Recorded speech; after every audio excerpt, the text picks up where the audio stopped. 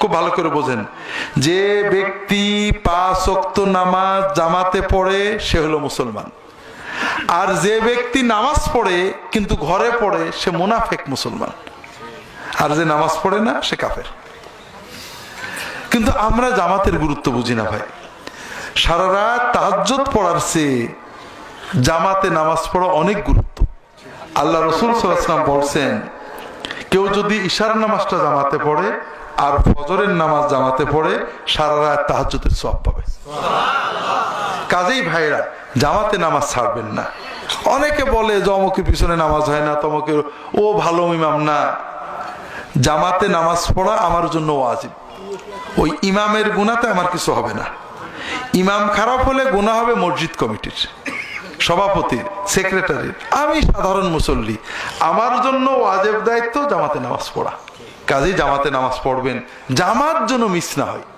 যদি কোথাও মাঠে ঘাটে থাকেন, ওই 2-3 জনে মিলেই জামাত করবেন, এটাতেও কিন্তু জামাতের সওয়াব পেয়ে যাবেন। একা পড়বেন না।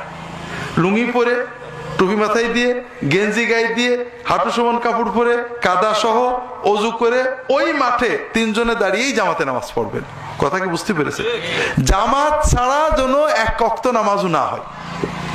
আর বিশেষ করে ফজর এবং ইশার জামাত, মসজিদে যাওয়া হলো ঈমানের লক্ষণ, আর বাড়ি পড়া হলো মুনাফিকের লক্ষণ। রাসূলুল্লাহ সাল্লাল্লাহু আলাইহি ওয়াসাল্লাম বলছেন, আফকালুস সালাতি আলাল মুনাফিকিন আল আতামাতা ওয়াস সুবহ। মুনাফিকদের জন্য সবচেয়ে কঠিন হলো ফজরের জামাতে আসা আর ইশার জামাতে আসা। যদি তারা বুঝতো যে মসজিদে গেলে 2টো হাড় পাওয়া যাবে, সিদ্ধ হাড়, যেমন আমাদের বাংলাদেশে পরিভাষায় জিলেপি পাওয়া যাবে, তাহলে ওরা মসজিদে আসতো।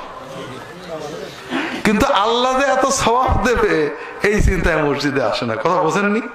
যদি ছেলে ফেলে শোনে জিলেপি আছে, ঠিকই মসজিদে যায়। কিন্তু আল্লাহ যে কত সওয়াব দেবে, কত খুশি হবে, কত বরকত দেবে, কত উন্নতি দেবে, এই চিন্তাটা মনে থাকে না।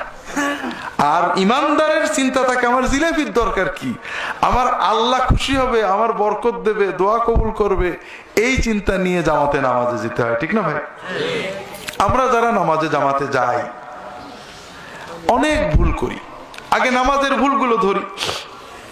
নামাজ 3 প্রকার: আরব দেশের নামাজ, বাংলাদেশের নামাজ, আর ইসলামী নামাজ, সুন্নতি নামাজ। বাংলাদেশের নামাজ কি? নামাজে দাঁড়ালে 1 চুল নড়বে না, ডানি বাই তাকাবে না, কাপড় চোপড় ঠিক করবে না, কিন্তু রুকু সিজদা টাকাটাক টাকাটাক টাকাটাক টাকাটাক। রুকুতে যে ঠিক হওয়ার আগেই উঠে আবার পুরো দাঁড়ানোর আগেই কোমর এই ফোন থাকতেই সেজদায় যায়। সেজদার থেকে এই 90% 80% উঠে আবার সেজদা দেয়। নামাজ হয় না। আল্লাহ রাসূল সাল্লাল্লাহু আলাইহি ওয়াসাল্লাম বলছেন, আসওয়াউস সারিকা আল্লাযী ইয়াসরিকু ফি সালাতিহি ফি রুকুইহি ওয়া সুজুদিহি। সবচেয়ে বড় চোর যে নিজের নামাজের রুকু সেজদা চুরি করে। রাসূল